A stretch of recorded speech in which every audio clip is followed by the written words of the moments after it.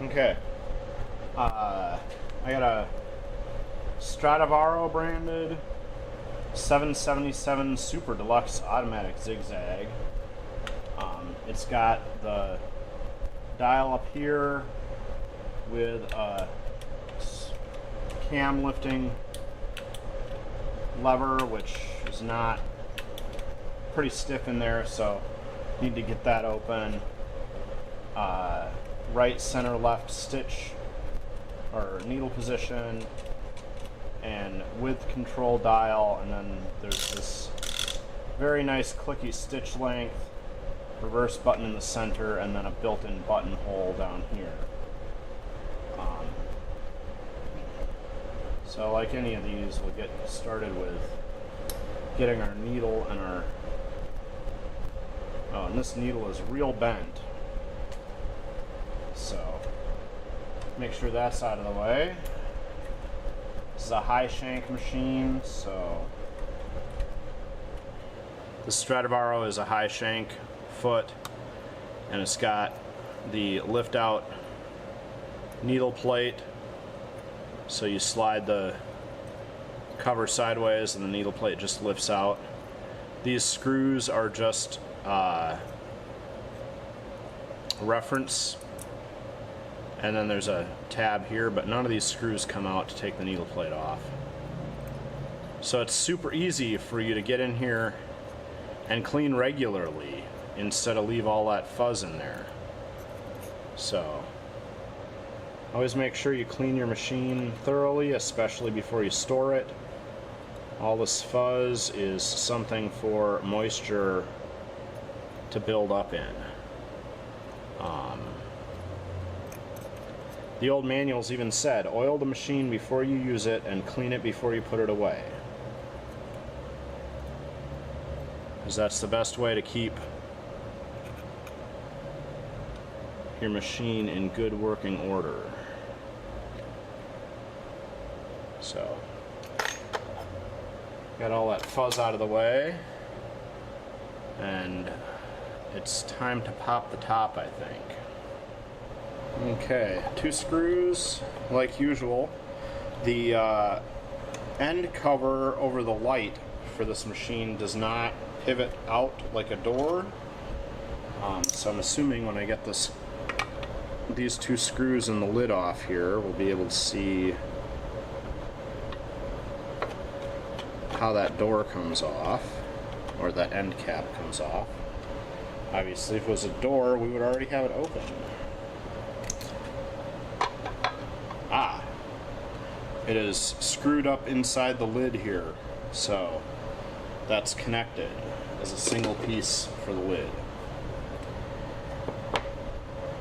So here's our cam release, and then our lever is supposed to be pushing on these 2 followers, and there's a plunger here, and that is our main following plunger, and that is clearly gummed up here. So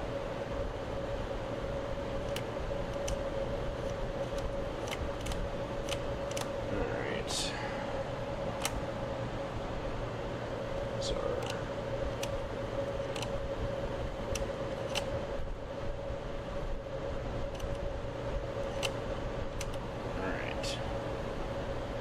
set for 0.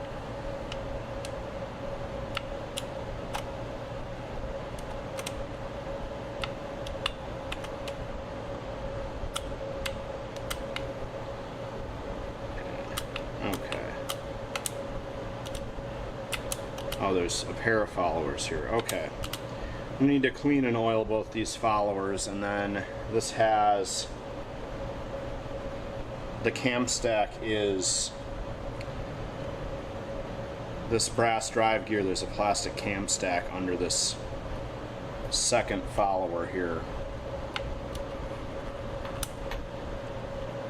So get a little bit of oil in here and just start wiggling our cam selector.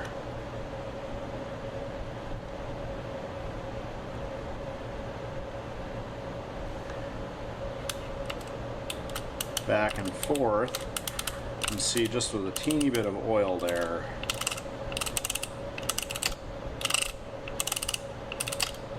And you saw I first, after I oiled it, I was just rocking it to check how it moved. And then with a teeny bit of oil and that rocking motion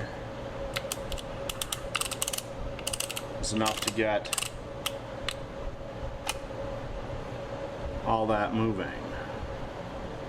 Now we'll get our oil on everything we see moving in here.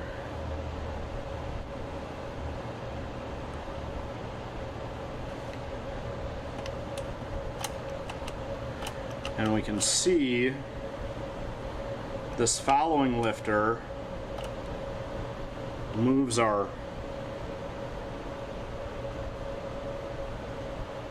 this arm here is the zigzag arm, and the zigzag cam is visible below it.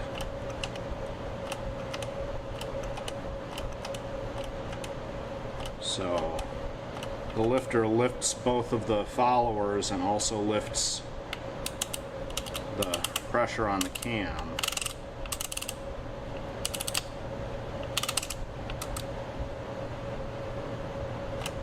And then it settles back in, and when we turn our width dial, the width dial also moves the cam arm.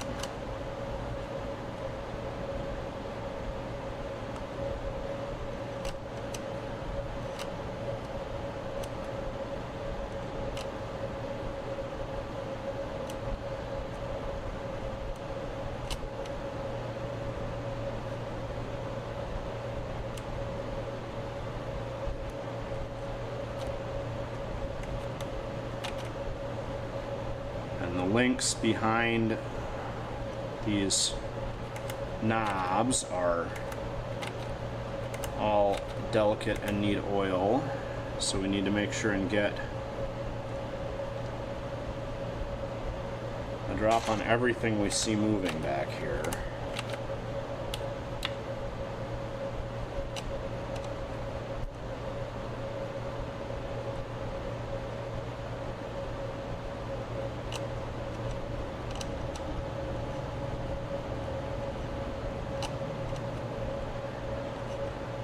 Unfortunately, I think the friction for the zigzag width manual control dial here, need to see if I can get that working a little more, because it'll go and catch on the full width, but it won't. In the middle, it's not staying put. So I'll have to peer closer at that and see where the friction part is that's gone bad for that. Always work slowly and don't jump to conclusions before you start working on something. So this knob here wasn't really holding very well. I oiled and worked a little bit. And then with the needle bar, or with the needle position set at center, it is holding at some of the narrower positions now, or holding at the narrower positions now. And then every time you move it to left or right,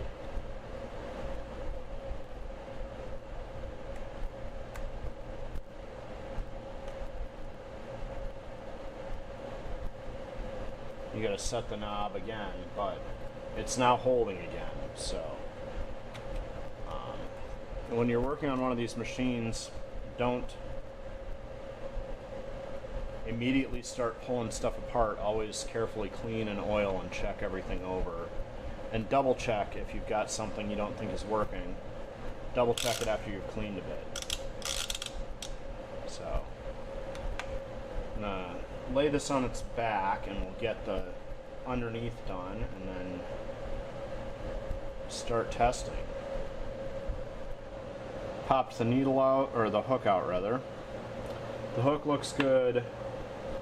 The inside of this cover is a little dirty, so we're going to wipe that off, and then I'm going to finish pulling the debris out of the hook race here.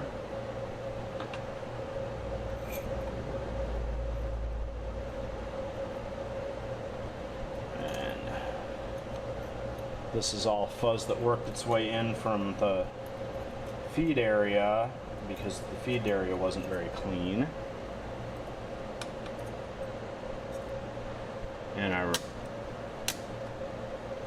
buttons there for the feed dog lift are okay.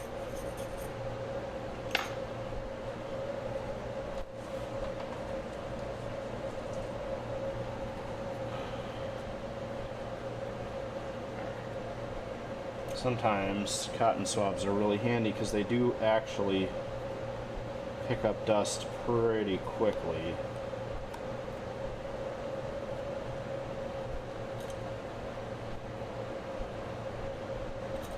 There. All right.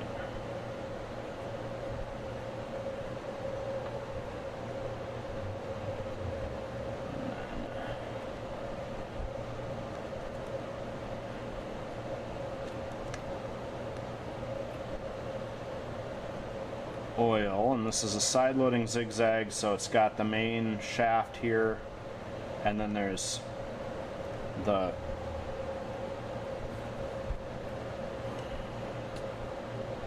barrel here that slides through this second post, and that's where, see this section moving, that's the zigzag section.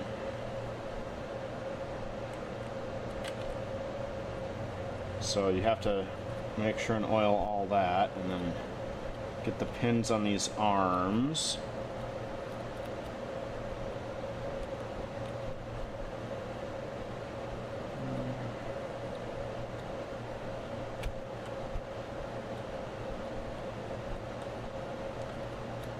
There.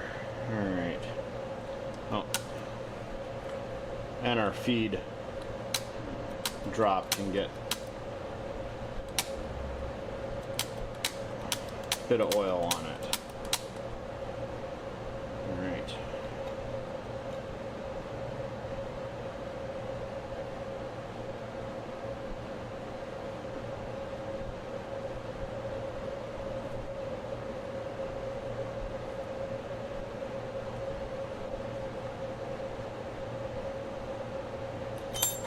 Oh. All right, I'm gonna turn this around and make it a little easier to get that hook back in. Driver is half a circle, the hook is the other half of the circle, so just place it in, and then this cover has 2 pins on it right below where the snaps go, and then it's got these 2 snap holders. And once it's in, drop of oil on the hook race. Alright, one more thing of note about this 777 Stradivaro branded machine. And this looks a bit like the back cover on, say, a Ricker and a few other machines. They have this style of cover, and then you swing it up and there's a cam behind it. Now the front dial of the Stradivaro has a set number of stitches, and the Ricker has a pancake cam that goes on this behind this door. But see, the Stradivaro has a clamp holding its cam in too. I am unaware of any cams that change. This is a reverse thread double nut on here. Let's see if I can, oh, I can't quite get a grip inside there. If I needed to remove that, I'd have to find a tool. But if you own one of these and were really adventurous, you could design and 3D print replaceable cam stacks to go in this machine and have any number of decorative stitches to go in there.